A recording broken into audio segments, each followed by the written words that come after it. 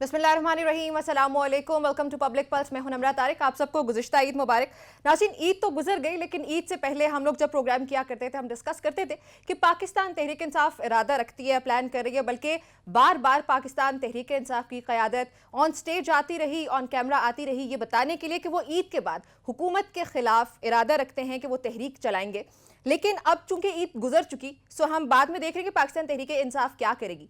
लेकिन ईद पे कुछ मुलाकातें हुई, जिसके बाद हम अब ये अज्यूम कर रहे हैं कि शायद पाकिस्तान तहरीक इंसाफ का इरादा जो तहरीक चलाने का था वो अब बदल चुका है। अब पाकिस्तान तहरीक इंसाफ कोई तहरीक चलाने का इरादा नहीं रखती, क्योंकि जो मुलाकातें उन पर डेफिनेटली हम प्रोग्राम में तजिया भी करने जा रहे हैं। क्या बैकग्राउंड था उनका, मजीद मुलाकातें जो कुछ लोगों के साथ हो रही हैं, कुछ के साथ नहीं हो रही, उनकी वजूहात क्या, उस पर बात करते हैं। मुझे ज्वाइन करिए आमना शेख साहिबा लाहौर स्टूडियो से, साथ ही में ज्वाइन कर रहे हैं बैरिस्टर साद रसूल साहब। आपको खुशामदीद भी कहती हूँ आमना, गुज़िश्ता ईद मुबारक।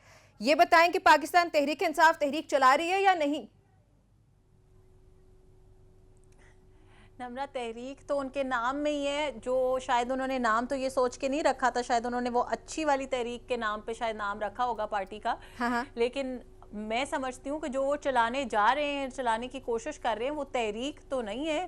वो कोई इंतशारी मुहिम ज़रूर हो सकती है, क्योंकि अभी तक मैंने उनको तहरीक चलाते देखा नहीं, बल्कि इस बात से भी कासिद हूँ जानने से कि क्या उनको तहरीक चलानी आती भी है या नहीं। क्योंकि मसले दो हैं। एक मसला ये है कि इमरान खान साहब और उनकी पार्टी इमरान खान की जो मैं है ना, उससे नहीं निकल पा रहे। एक बहुत बड़ा प्रॉब्लम है, क्योंकि इमरान खान साहब कहते हैं कि मैं ही सब कुछ हूँ। इमरान खान साहब की पार्टी कहती है इमरान खान है तो पाकिस्तान है। जब कोई पॉलिटिकल पार्टी इस नहज पे आ जाए कि वो अपने मुल्क को, जिन्होंने उनको सब कुछ दिया, जिन्होंने उनको पहचान दी, अपने मुल्क से भी आगे एक फ़र्द वाहिद को रखने लग जाएं, तो there is a serious problem there. और जो कुछ ईद के बाद इन्होंने किया था, उसके अंदर सबसे बड़ी बात तो ये है कि मैं ये देखती नहीं हूँ, मैं ये नहीं समझती कि आवाम इनके साथ निकलने वाली है। ये पहली दफ़ा नहीं है, पिछले जितने इन्होंने जलसे और तहरीकों की कॉल दी थी, वो तमाम जो हैं वो फ्लॉप हुई थी।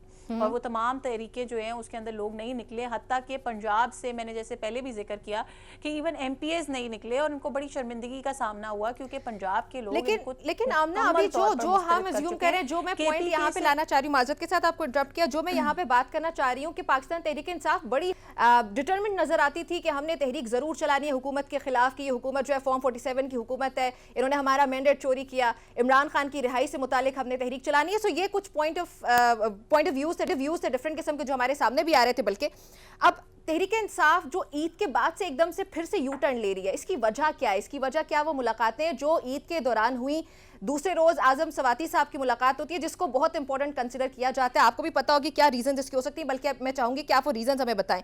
आजम सवाती साहब की मुलाकात हो जाती है, बैरिस्टर सैफ साहब की हो जाती है, अलीमीन गंडापुर की हो जाती है, लेकिन सलमान अकरम राजा की नहीं होती। तो क्या वजह इसकी? देखिए नम्रा, सबसे बड़ी वजह और बात यह है, एक आपने वर्ड यूज़ किया यू टर्न का, तो उसके ऊपर तो मैं एक कमेंट ज़रूर करना चाहूँगी कि यू टर्न लेना इनके लिए कोई अनहोनी बात नहीं है। इनकी साख का हिस्सा बन चुका है ये बात। ये सुबह कुछ और कहते हैं, शाम को कुछ और कहते हैं, सुबह साइफर लहराते हैं, शाम को पाँव पकड़ते हैं। इस वक्त जो ये करना चाह रहे हैं, ये असल में इस वक्त भी अगर आसान लफ्ज़ों में कहा जाए तो डबल गेम करना चाह रहे हैं। एक तरफ वो सारी बैकडोर डिप्लोमेसी करके मिन्नते तरले वास्ते डाल रहे हैं कि हमारे साथ किसी किस्म की डील हो जाए या ढील हो जाए, हमें किसी किस्म की कोई माफ़ी मिल जाए, कोई स्पेस मिल जाए। तो आमना, ईद की ये मुलाकातें ये कोई डील का इशारा करती हैं? नहीं नम्रा, ना तो डील होगी ना तो ढील होगी, क्योंकि बात यह है कि ये बात पहले बहुत अच्छे तरीके से वाजे कर चुके हैं, इस्टेब्लिशमेंट के इदारे भी हमारे वाजे कर चुके हैं, और भी सब लोगों ने ये बात कह दी, वाजे की। DG ISPR ने अपनी प्रेस कॉन्फ्रेंसेस में कहा कि हर चीज़ का एक वक्त होता है और हर चीज़ की एक लिमिट होती है। जब हमारे मुल्क के ऊपर हमला करेंगे, जब हमारी स्टेट के ऊपर हमला करेंगे, उसकी ना कोई माफ़ी है, ना कोई ढील है, ना कुछ और है। और इमरान खान साहब ने ये एक बार नहीं किया। एक बार करने के बाद जब उनको इस बात का एहसास हो जाना चाहिए था और उनको माफी मांग लेनी चाहिए थी, तो तब भी वो माफी मांगने के बजाय उन्होंने अपने उस पैटर्न को कंटिन्यू किया। एक तरह से नहीं, हर तरह से, भले वो ऑन ग्राउंड हो, भले वो जलसे जुलूस की शक्ल में हो, या वो सोशल मीडिया के ऊपर जिस तरह से उन्होंने हमारे इंस्टीट्यूशंस को मलाइन किया, वो भी स्टेट के ऊपर ठीक है। साथ साहब हमें ज्वाइन कर चुके हैं। और दूसरी सबसे बड़ी बात, एक और इनकी मुनाफिकत की तरफ मैं जो हूँ निशानदेही कर दूं। सबसे बड़ा प्रॉब्लम ये भी है कि एक तरफ ये सारा कुछ कर रहे हैं, हैं, और दूसरी तरफ ड्रामा इस बात का रचाया जा रहा है कि जी हम तमाम पॉलिटिकल पार्टीज को इकट्ठे करके एक ग्रैंड ऑपोजिशन बना रहे हैं। भाई यहाँ आप मिन्नत तरला कर लें, यहाँ आप ऑपोजिशन कर लें, दोनों काम इकट्ठे नहीं हो सकते। और आवाम को बेवकूफ बनाना छोड़ दें, इतने सालों से आप उनको बेवकूफ बना रहे हैं। साथ साहब, आपको ईद मुबारक। गुज़िश्ता ये बताएं कि पाकिस्तान तहरीक इंसाफ को ने जो यू टर्न लिया, आपको भी लगता है यू टर्न लिया वाकई ईद के बाद? जो तहरीक चलाने की बात हो रही थी, अब जो मुलाकातें हुई ईद के दौरान, आजम सवाती साहब से मुलाकात जैसे मैंने पहले कहा इंपॉर्टेंट कंसिडर की जा रही है, बैरिस्टर सैफ के साथ मुलाकात हो रही है, अली अमीन गंडापुर भी ऑन कैमरा के बाय द वे उन्होंने बात भी की, लेकिन कुछ अंदर की बात समझ नहीं है कि ये मुलाकातें क्यों हुई और इनकी वजह से क्या ये तहरीक को जो है पाकिस्तान तहरीक इंसाफ ने डिले करने का फैसला किया? मैं नहीं जानता कि तहरीक को डिले करने का फैसला शायद मेरे से कोई खबर मिस हुई हो, बट ये कहीं अनाउंसमेंट की है पार्टी ने? अनाउंसमेंट नहीं हुई, लेकिन हम लोग अभी तक ये भी एक्सपेक्ट नहीं कर रहे कि इतनी एक्टिव नजर नहीं आ रही पाकिस्तान तहरीक इंसाफ इस तहरीक को लेके, जिसका वो बार बार इशारा करती आई है ईद से पहले। सॉरी, मुझे जो कम से कम आई डोंट नो, शायद क्योंकि आप खबर को मुझसे बहुत बेहतर जानती हैं, आप भी और मैडम भी गवर्नमेंट में हैं, मुझसे बहुत बेहतर जानती हैं, लेकिन मेरे ख्याल में ये बात दुरुस्त नहीं है और जो लोग हमारे सुन रहे होंगे वो इस बात पे को सीरियस नहीं लेंगे कि हम ये क्लेम कर रहे हैं कि पाकिस्तान तहरीक इंसाफ ने किसी तहरीक को मौखर कर दिया है या चलाने का उनका इरादा नहीं, क्योंकि मेरी जो नज़र से आज ही अलीमा खानम साहिबा का जो बयान गुजरा है उसके अंदर यह है कि अगर ट्यूसडे को मुलाकात नहीं होती तो हम वहीं पे धरना देना शुरू कर देंगे, और अगर इमरान खान साहब की बहनें किसी वजह से अडियाला के बाहर बैठ गई, अगर ट्यूसडे को उनकी मुलाकात नहीं होती तो मेरा ख्याल है कि उनके साथ लोग पार्टी के जुड़ना शुरू हो जाएंगे और तहरीक वहीं से शुरू हो जाएगी। तो मैं नहीं जानता कि आप किस बात को यू टर्न कह रही हैं जिसकी वजह से कोई पहले अनाउंस होगी थी, मैंने कहा कि क्या तहरीक इंसाफ ने यू टर्न लिया, मैंने ये नहीं कहा कि यू टर्न लिया, मैंने कहा क्या ये आपको लगता है कि पाकिस्तान तहरीक इंसाफ एक बार फिर से यू टर्न ले रही है? जो तहरीक का बार बार वो इंदिया दिया करती थी ईद से पहले, उसके बारे में इतनी मुतहरिक नजर नहीं आ रही जमात। मैंने कहा इस पे तज्जिया कर सकते हैं हम कि क्या ये जो मुलाकातें हुई उनकी वजह से हुआ कि जैसे आजम सवाती साहब इमरान खान को कन्विंस कर रहे हो कि वो थोड़ा सेटल डाउन कर दे ताकि गवर्नमेंट जो है वो स्मूथ फंक्शनिंग के साथ चल सके, ये तज्जिया था? मैडम, मैंने जैसे कहा कि मैं आपकी क्योंकि बेसलाइन अजम्पशन से एग्री नहीं करता, ठीक हो गया, तो मैं इस पे तज्जिया करने से कासिर हूँ मैं, लेकिन साथ ही साथ मैडम की बात से थोड़ा सा दो सवाल हुकूमत से पूछना चाहता हूँ। इमरान खान साहब को इस्लामाबाद हाई कोर्ट के एक फुल बेंच ने हुक्म दिया, मैं अदालत में उस मुकदमे में मौजूद था जहाँ पे 20 मार्च को कहा गया कि हर ट्यूसडे और हर थर्सडे को उनकी मुतल्लिका लोगों से मुलाकात कराई जाए। ये 20 मार्च का ऑर्डर, वो 20 मार्च आखिरी दिन था जिस दिन फैमिली की मुलाकात करवाई गई थी। अब हम 4 अप्रैल पे हैं। हुकूमत से सियासी बात, दीगर चीज़ें इलेदा, मैं पूछना ये चाहता हूँ मैडम के तवस्सुक से कि अदालत का हुक्म सादिर होने के बाद, और इसमें कोई शक मुझे इस वजह से नहीं है क्योंकि मैं उस दिन अदालत में मौजूद था जब अदालत ने हुक्म तहरीर किया बहस सुनने के बाद, तो अदालत का हुक्म क्यों नहीं मान रहे? अगर इस पे थोड़ी वजाहत कर सकें तो फिर बाकी की कहानी आगे चलेगी।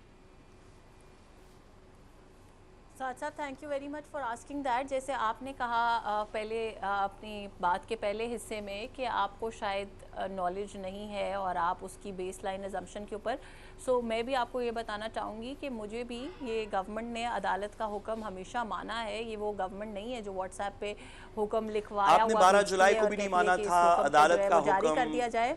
आपने सुप्रीम कोर्ट के 3 क्लैरिफिकेशंस का हुक्म नहीं माना। आपने इस्लामाबाद हाई कोर्ट का, इस्लामाबाद हाई कोर्ट के जस्टिस गुलशन औरंगजेब ने कहा मुलाकात करा दें, आपने नहीं करवाई। जस्टिस सरदार इसहाक ने हुक्म दिया, आपने वो नहीं करवाई। फिर फुल बेंच ने हुक्म दिया, आप वो नहीं कराई। 100 बातें करें, ये ना कहें कि ये अदालत, ये वाली हुकूमत अदालत के हुक्म मानती है, ये बात दुरुस्त नहीं है। हम कम से कम 5 एग्जांपल्स आपके पिछले 1 साल में से निकाल सकते हैं, कम से कम 5 एग्जांपल्स। मैं ये बात पहले भी कर चुकी हूँ और मैं अभी दोबारा कर रही हूँ ये बात। आपने बहुत अच्छा किया कि आपने 12 जुलाई की जजमेंट का जिक्र किया। बात ये है कि हुकूमत का फ़र्ज़ और हुकूमत की पहली ड्यूटी टुवर्ड्स द कॉन्स्टिट्यूशन है, उसके बाद उसकी duty towards the people of Pakistan है, उसके बाद कोई मैडम 12 जुलाई को आप छोड़ भी दें, इमरान खान से मुलाकात करवाने के साथ मुलाकात से मुतालिक शिबली फराज ने आज जो है वो कंटेम्प्ट ऑफ कोर्ट की वो दरख्वास्त भी दायर कर दी है।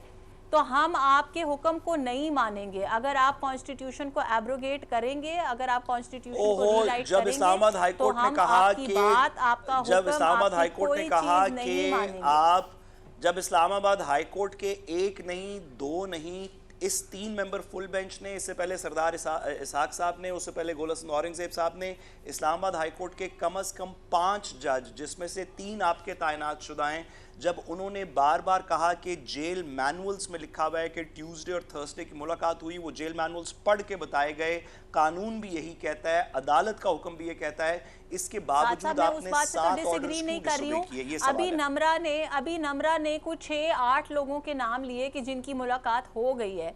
अगर उनकी मुलाकात हो गई है तो I don't see where the problem is. Tuesdays और थर्सडेज को फैमिली और लॉयर्स की मुलाकात अब मुलाकात ना होने की वजूहात क्या है कि कुछ लोगों की मुलाकात हो रही है, कुछ की मुलाकात नहीं हो रही। बहुत सारे लोगों के नाम कि बहुत सारे लोग, तो नम्रा देखें, अगर प्रॉब्लम तब होती है अगर किसी की भी मुलाकात नहीं होती, अगर फॉर एनी रीजन कोई टाइमिंग इशू होगा, कोई और किसी की नहीं हो सकी, लोगों को गुमराह ना अगर प्रॉब्लम तब थी, अगर आप गुमराह ना करें, उस दिन के बाद से आज तक लोगों की मुलाकात नहीं हो सकी। अगर आजम सवाती की मुलाकात हो रही है और तमाम लोगों की मुलाकात हो रही है, तो इसका ये मतलब है कि हुकूमत के सिस्टम के अंदर तो कोई फॉल्ट नहीं है, हुकूमत के एंड पे तो कोई प्रॉब्लम नहीं है। अगर कोई प्रॉब्लम है, साथ आपका सवाल शामिल कर लेते हैं। ज्यादती ना करें, साथ साहब अपना सवाल, अपना पॉइंट ऐड कीजिएगा। इतनी ज्यादती ना करें, इतनी ज्यादती ना करें। आपकी हुकूमत ने कहा, जब पूछा गया ईद की छुट्टियों के ऊपर कि ये गजेटेड हॉलीडेज हैं, कानून की खिलाफ वर्जी होगी किसी की भी इस वक्त में मुलाकात करवाना, ये आपकी हुकूमत ने फॉर्मली कहा इंटीरियर मिनिस्ट्री के थ्रू। फिर गजेटेड हॉलीडेज के दरमियान कानून के खिलाफ आपने आजम सवाती की मुलाकात करवा दी, और जो कानून में मुलाकात लिखी हुई है कि गजेटेड हॉलीडेज यानी ईद के अलावा हर ट्यूसडे थर्सडे को मुलाकात होगी, जिस पे अदालत 5 हुक्म सादर कर चुकी है, ना अदालत का हुक्म मान रहे हैं ना कानून मान रहे हैं, जो मुलाकात करवाई वो कानून के खिलाफ गजेटेड हॉलीडेज में अपने बयान के खिलाफ करवाई मुलाकात, जो इंटीरियर मिनिस्ट्री कह चुकी थी कि इसके अंदर मुलाकात नहीं हो सकती, पंजाब गवर्नमेंट कह चुकी थी कि गजेटेड हॉलीडेज में मुलाकात नहीं होगी, उसमें आपने आजम सवाती की मुलाकात करा दी, वहां पे कानून ने लहदा वायलेट किया, और जो कानून के मुताबिक करवानी थी वो पिछले 3 हफ्ते से नहीं करवाई। दोनों का जवाब थोड़ा मुस्बत दें, लोग बेवकूफ़ नहीं रहे, लोग सुन के अपना फैसला अकल से करते हैं थोड़ा सा। चलो ठीक है, आमना मैं आपकी तरफ आती हूँ, लेकिन नाज़रीन हमारी गुफ्तगू जारी रहती है, एक ब्रेक शामिल करते हैं, हमारे ही रहिएगा। Welcome back to public Pulse. नाज़रीन, ईद के मौके पर वज़ीर आज़म शहबाज शरीफ ने आवाम को बिजली के फी यूनिट जो रेट है उसमें 7 रुपये, करीबन 7.5 रुपये तक का ये नंबर है, ये रिलीफ देने का फैसला किया। आवाम के साथ उन्होंने बात की, ऐलान किया कि ये रिलीफ दिया जाएगा आवाम को, जिसको खुशाइंद करार दिया जा रहा है पाकिस्तान के लिए, पाकिस्तान की आवाम के लिए, सनत के लिए उसको सबने खैर मकदम भी किया। हम भी इसका खैर मकदम करते हैं कि आवाम जो है ख़ास तौर पे गर्मियों के कुछ महीनों में सुख का सांस ले सकेंगे। साथ साहब आपकी तरफ आऊँगी, आप भी इसका खैर मकदम करते हैं? जी मैडम, सबसे पहले तो मैं बिल्कुल इस बात का सारे पाकिस्तानियों की तरह हम चाहते हैं कि बिजली की कीमत कम हो, लेकिन कितनी ही अच्छी बात होती कि बिजली की कीमत कम इस तरह होती कि जहाँ पे इस हुकूमत को हैंड ओवर की गई थी गवर्नमेंट, उसके बाद से कम होती। जब इस हुकूमत को जहाँ पे बिजली की प्राइसेस हैंड ओवर की गई थी, उससे 212% प्राइसेस बढ़ चुकी हैं, यानी कि इमरान खान साहब के आखिरी दिन से लेके अब तक 212% बिजली की कीमतों में इजाफा हुआ है, जिसमें से 14% हुकूमत ने इस हफ्ते कम कर दिया। तो मेरे ख्याल में इसके बाद, क्योंकि सिर्फ 198% का इंक्रीज़ शहबाज शरीफ साहब की गवर्नमेंट के नीचे आज के दिन तक आया, PDM 1 से लेकर PDM 2 तक, तो मेरा ख्याल है इससे अच्छी और बड़ी कामयाबी क्या हो सकती है। सिर्फ 198% प्राइसेस इंक्रीज़ हुई हैं, ये बहुत अच्छी बात। ठीक है, अच्छा आमना, जो तज्जियाकार हैं वो इस वक्त ये तज्जिया कर रहे हैं कि हुकूमत के लिए मुमकिन इस तरह हुआ कि ब्रेंट ऑयल की कीमत जो इंटरनेशनल मार्केट है उसमें कम हुई, सो उसके मुताबिक पेट्रोलियम मसनूआत की कीमतें पाकिस्तान में करीबन 14-15 रुपये कम होनी चाहिए थी, लेकिन हुकूमत ने आवाम को वो रिलीफ नहीं दिया, और वहाँ से जो पैसे बचे हुकूमत ने वो यहाँ बिजली में आके रिलीफ दे दिया आवाम को। नम्रा, ये बात तो प्राइम मिनिस्टर साहब खुद अनाउंस कर चुके हैं क्योंकि हम आईएमएफ के मकरूज़ हैं इस वक्त और उनके साथ हम नेगोशिएशंस के एक सिलसिले से गुजर रहे हैं। और प्राइम मिनिस्टर साहब ने खुद ये बात की कि क्योंकि हम आईएमएफ से जब नेगोशिएशंस कर रहे थे तो हमने ये चीज़ नेगोशिएट की कि हमें अगर वो वाला डिक्रीज़ नहीं मिल रहा तो हम एटलीस्ट इलेक्ट्रिसिटी प्राइसेस के अंदर आवाम को रिलीफ देना चाहते हैं। This is an open secret, इसमें कोई ऐसी बात नहीं है जो किसी तज्जियाकार ने अपनी तरफ से निकाल के बहुत बड़ी कोई बात हमें बता दी। अफसोस इस बात का है, मैंने तो फिर तज्जियाकार ये भी कह रहे हैं कि ये अवाम को रिलीफ नहीं चक्कर देने के बराबर है। लेकिन हमरा बहुत शुक्रिया कि आपने ये जुमला बोला, मैं उसी बात पे आ रही थी। मैंने जसारत की थी चांद रात के दिन साद साहब को ये कहने की कि क्या आपको पाकिस्तान में कभी कोई खुशहाल शख्स भी मिला है या नहीं। एक तरीका होता है कि हम ये देखें कि मेरे गिलास में इस वक्त पानी, आधे गिलास में पानी है और मेरे पास सिर्फ आधा गिलास पानी का है। एक तरीका इस बात को ये देखने का है कि जी मेरा आधा गिलास खाली है, मैं क्या करूँ। अनफॉर्चुनेटली मुझे अफसोस होता है कि जो नेगेटिविटी का कल्चर हमने बना दिया है, कीमतें बढ़ी, उस बात से कोई डिनाइंग नहीं है, पर क्या इसका ये मतलब है कि कीमतें बढ़ती रहनी चाहिए? क्या कीमतें हमेशा बढ़नी चाहिए क्योंकि पहले बढ़ गई?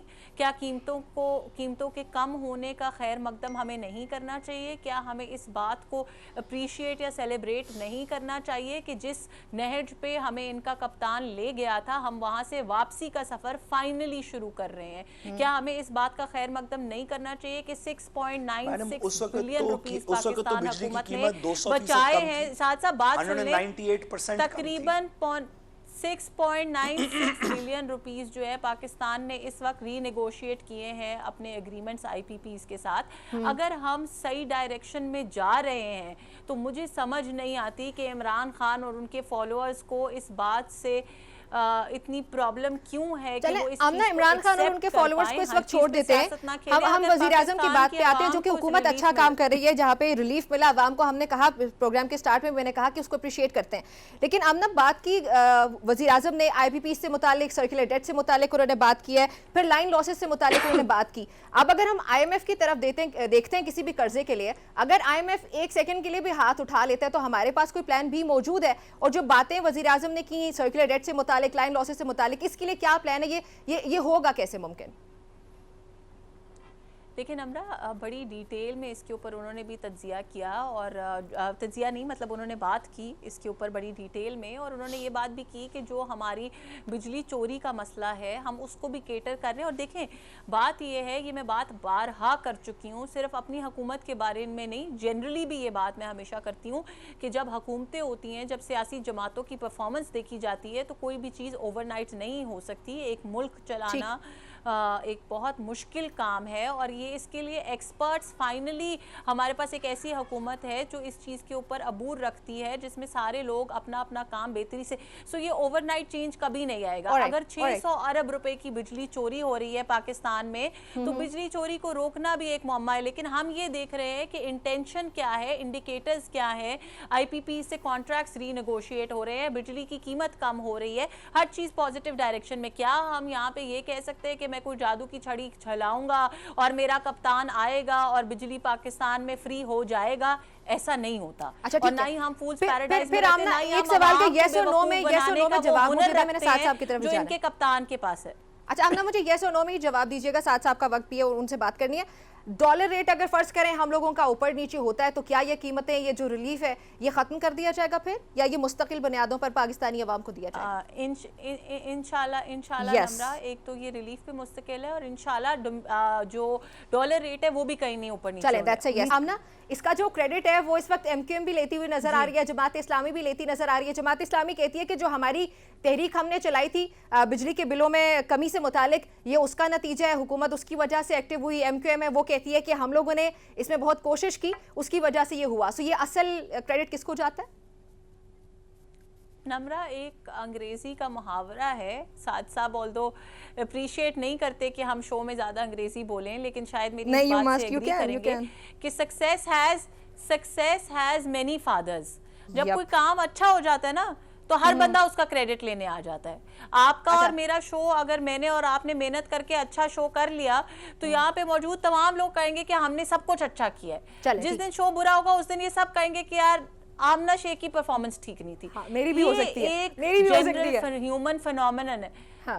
हो सकती है आपकी भी हो, लेकिन ये एक जनरल ह्यूमन फिनोमिनन है। अब ऊपर से उस ह्यूमन फिनोमिनन के ऊपर आप थोड़ा सा तड़का लगा दें पॉलिटिक्स का। पॉलिटिशियन को तो चाहिए ही क्या, जिंदगी में पॉलिटिशियन का मकसद क्या है, सियासी जमात का मकसद क्या है, क्रेडिट लेना। अब उनको इस वक्त नजर आ रहा है, अच्छा इसकी दोनों साइड्स है ना कि सिर्फ अपने लिए क्रेडिट लेना, हुकूमत की परफॉर्मेंस को डिस्क्रेडिट करना। तो बेसिकली ये तमाम जमातें MQM हो जाए या वो जमात इस्लामी हो जाए, या कल को पता चले शायद इमरान खान साहब भी आके क्लेम कर दें, या उनकी जरताज गुल टाइप जैसे बारिश भी इमरान खान की वजह से होती थी, तो हमें नहीं पता PMLN की गवर्नमेंट में बिजली का रेट भी इमरान खान की वजह से कम हुआ हो। सो इस तरह की चीज़ें और इस तरह की बातें जब होंगी ना, और हुकूमत का उन पर ध्यान ही नहीं है, क्योंकि हुकूमत का मकसद अवाम को रिलीफ देना है, अवाम की बेहतरी करना है, अवाम के लिए बेहतर सोचना है। कोई क्रेडिट ले या ना ले, we will continue to do that. चले, ठीक हो गया। नाज़रीन, हमारी गुफ्तगू थी, हमारे साथ ही रहिएगा, एक ब्रेक शामिल करने लगे। Welcome back to public pulse. Amna, आपकी तरफ आऊंगी। ईद का मौका है, आपने ईदी भी नहीं दी, ईदी भी आपने देनी है। सो इसी सूरत में दे दे हमें कोई ब्रेकिंग न्यूज दे दे, कुछ अच्छी खबर बता दे हमें कि जो मुलाकात हुई मोहसिन नकवी साहब की, मरियम नवाज शरीफ साहब की, सो उसका कुछ अहवाल ही शेयर कर दे हमसे, हम कंसिडर करेंगे आपने ईदी दे दी। देखिए नम्रा, अच्छी बात है कि मुलाकातें रहनी चाहिए, सिर्फ इस वजह से नहीं कि हम ये बात कर रहे हैं कि एज एन इंटीरियर मिनिस्टर वफाक का सूबे से हमेशा ताल्लुक रहना चाहिए। जहाँ तक नवाज शरीफ साहब की बात है, बात यह है कि सबको पता है कि वो PMLN के सिर्फ कायद नहीं है, मरियम नवाज शरीफ साहिबा के वालिद भी हैं, उनके मोहसिन भी हैं, उनके मेंटोर भी हैं, और वो इस बात का बारहा एलानिया तौर पे इजहार कर चुकी हैं कि नवाज शरीफ साहब की गाइडेंस के साथ और उनके मशवरे के साथ वो हुकूमती फैसले लेती हैं। मोहसिन नकवी साहब के साथ भी जो मुलाकात हुई उसमें तमाम चीज़ें डिस्कस हुई, पंजाब के फ्यूचर प्लान्स डिस्कस हुई, सिर्फ इस वजह से नहीं कि वो अभी करंटली इंटीरियर मिनिस्टर है, बल्कि इसलिए भी कि वो यहाँ पे काफ़ी अरसा पंजाब में केयर टेकर चीफ मिनिस्टर की जो जिम्मेदारियाँ हैं वो सर अंजाम दे चुके हैं, और उनको ऑब्वियसली एक इंसाइट है, एक बहुत सारी चीज़ों की ऐसी नॉलेज है। तो इट वाज एक जनरल मीटिंग थी आई वुड से, और जिसके अंदर पाकिस्तान के और पंजाब के खास तौर पे एक जनरल मीटिंग थी, जिसके अंदर खास तौर पे सिक्योरिटी से मुताल्लिक इसमें कोई डिस्कशन, सिक्योरिटी सूरत हाल से मुताल्लिक, जी मैं वही कह रही हूँ, पंजाब की सिक्योरिटी सूरत हाल, पंजाब के अंदर पंजाब पुलिस के जो अहवाल हैं, उन तमाम चीज़ों पर डिस्कशंस हुई और एक म्यूचुअल अंडरस्टैंडिंग डेवलप की गई। ऑफ KP बलोचिस्तान से मुताल्लिक कोई डिस्कशन? देखिए नम्रा, पंजाब गवर्नमेंट क्या कर सकती है, इसीलिए पहले ये वर्ड बड़ा वजह क्या बनी, जनरल बोला था, क्या पड़ी? हाँ जी, पंजाब गवर्नमेंट किस तरह से हेल्प आउट कर सकती है प्रोविंशियल गवर्नमेंट्स को? इस पे कोई बात नहीं। असल में इमरान खान साहब मीटिंग नहीं कर रहे थे, मोहम्मद नवाज शरीफ साहब मीटिंग कर रहे थे। आपके कप्तान की तरह लोग किसी से मिलते सिर्फ अपनी किसी अल्टीरियर मोटिव के तहत नहीं मिलते, मुलाकातें होती रहती हैं वफाक में और सूबों में। हम इसमें सियासी तंज नहीं कर रहे, पूछने की जरूरत है कि इंटीरियर मिनिस्टर, चीफ मिनिस्टर, क्योंकि आपको ये बात अनहोनी लग रही है, लेकिन इंटीरियर मिनिस्टर चीफ मिनिस्टर से मिलना, इसके अंदर कोई अनहोनी बात नहीं है। आपसे गुजारिश है मैडम, सॉरी, आपसे गुजारिश है कि एक दफा सिर्फ एक लम्हे के लिए आवाम को बेवकूफ ना समझें। हम सब सोशल मीडिया देखते हैं, हम सब खबरें सुनते हैं, हम सब क्या सराइयां सुनते हैं। आप पंजाब हुकूमत का हिस्सा हैं, आप पंजाब की मेंबर हैं। आपसे पूछने की वजह यह है कि क्या जो कुछ क़यासाराइयाँ हो रही थी, जो बड़े मुदब्बिर लोगों ने, ऐसे लोग जो सियासत में बड़े मुदब्बिर हैं, ऐसे जर्नलिस्ट जिनकी बातों के ऊपर आपकी पार्टी यकीन रखती है, नजम सेठी साहब से लेके आसमा शिराजी साहिबा, दीगर लोग जिनको आप लोग फॉलो करते हैं, आप उन्हें कोट करते हैं, वो सब कहते हैं कि कोई मसला था जिसको रिजॉल्व करने गए। आपसे सवाल यह है कि वो क्या मसला था? देखिए साद साहब, एक तो पहली बात यह है कि हम तमाम सहाफ़ियों की बड़ी इज्जत करते हैं, और ऐसी कोई बात नहीं है कि किसी सहाफ़ी की बात को हम अच्छा कहेंगे और किसी सहाफ़ी की। एवरी जर्नलिस्ट सबके साथ बोट में नहीं बैठते ना, सबको घर पे खाना नहीं खिलाते, तो मैंने इसलिए नजम सेठी साहब का नाम लिया। नहीं, कुछ जाती ताल्लुकात भी होते हैं। आप कल को अगर नमरा मुझे खाना खिलाए तो क्या आप उस बात पे सवाल उठाएंगे? वो मेरी जाती दोस्ती की हैसियत है, तो आप उस पे भी सवाल उठाएंगे कि ये एंकर के साथ खाना क्यों खिलाए? आमना, तो मैडम, वो वजह क्या थी? मैं फोकस कर रही हैं, बात ये है कि वजह क्या थी,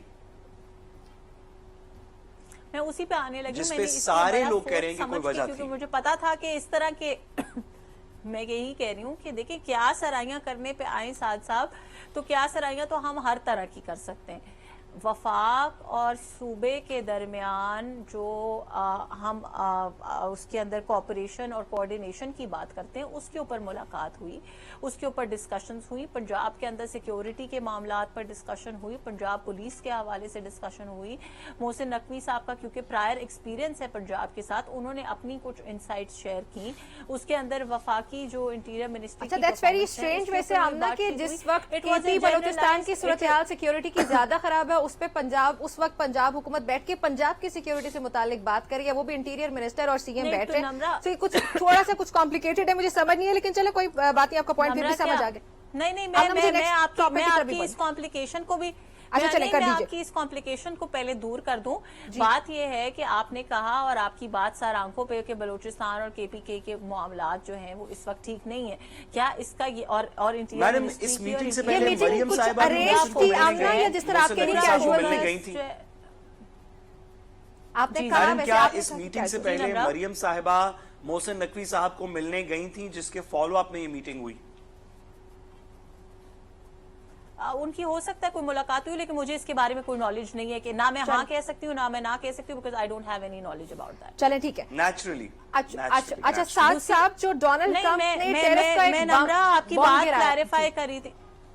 जी आमना 30 सेकंड्स में प्लीज, मुझे नेक्स्ट टॉपिक मुझे 1 मिनट दीजिएगा। मैं एक जुमला बोलना चाह रही हूँ कि बलूचिस्तान और केपीके में जो इस वक्त सिक्योरिटी सूरत हाल है, उसका ये मतलब हरगिज नहीं है कि इंटीरियर मिनिस्टर अपने बाकी, बिल्कुल उनका प्राइम फोकस उसके ऊपर है और होना भी चाहिए।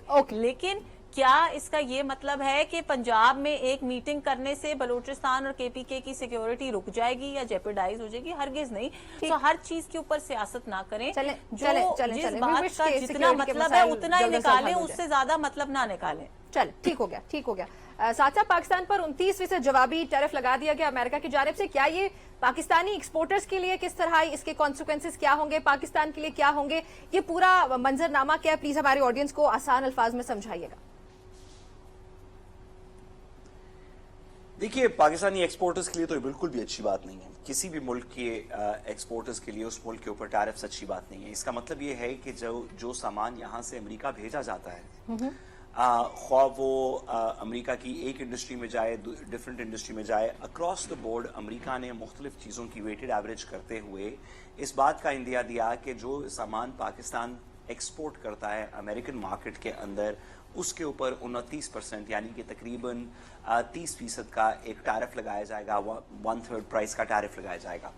इसका कॉन्सिक्वेंस ये होगा कि जो चीज़ पाकिस्तान बनाता है और अमेरिका में अगर $10 की मिलती थी, वो अब 10 की जगह $13 की, क्योंकि 30%, 29 हम कह रहे हैं, चले 30 ब्रॉड नंबर्स के लिए कह लेते हैं कि वो $13 की मिलेगी। तो मैं आपसे पूछता हूँ कि अगर आप अमेरिका के अंदर एक कस्टमर हों और एक चीज महंगी हो जाए, तो क्या आप उसको ज्यादा खरीदेंगे या कम? आप उसको कम खरीदेंगे। जब कम खरीदेंगे तो मार्केट में उसकी डिमांड कम होगी, पाकिस्तान से मंगवाई कम जाएंगी और पाकिस्तान के कारोबार पाकिस्तान के हक में इतना बेहतर नहीं है। वक्त खत्म हो गया, वरना इस पे मजीद डिटेल भी हम बात कर सकते हैं। नाज़रीन, आज के प्रोग्राम से इतना ही, इजाजत दीजिए, अल्लाह हाफिज।